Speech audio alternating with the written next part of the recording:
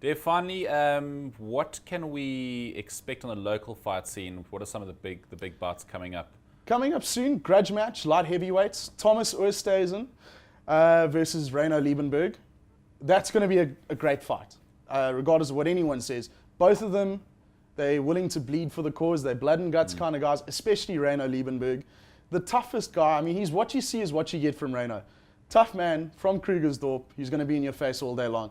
Tommy, he's 6'4", very tall for the weight division. And he's a left-hander. He's a very slick boxer. Not the most powerful puncher. He's only got 14 knockouts in his 23 wins. He's undefeated. But, you know, he can mix it. He can fight on the inside. He can fight on the outside.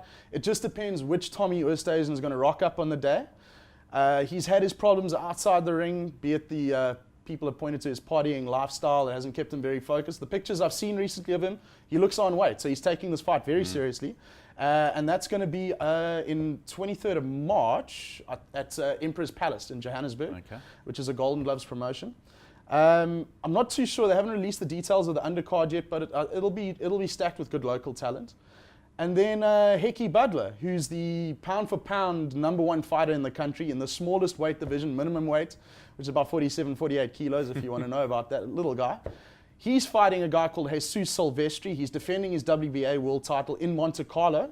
So it's a big stage. So Jesus Silvestri is a big puncher. Out of his 30 wins, he's only lost 5, and I think he's got like 24 knockouts. So the guy can bang. Heki's not the biggest puncher, but he's starting to grow into his body finally. He's been putting guys to sleep recently in his last couple of fights. Good knockouts. He got the knockout of the year last year.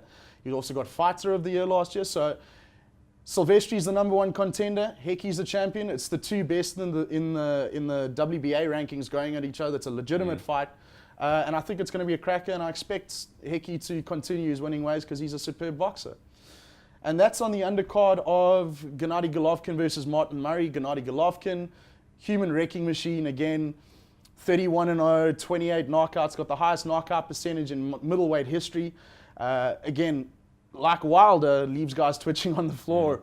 And he's got such power in his hands. His last fight, he knocked a guy out with a skull shot. When you hit a guy in the skull, you either break your hand or the guy's put it to sleep, and he did exactly that. He's a superb fighter, and that's going to be a great undercard as well. It's going to be a good mix of British and South African fighters on that undercard in Monte Carlo, and that's in February.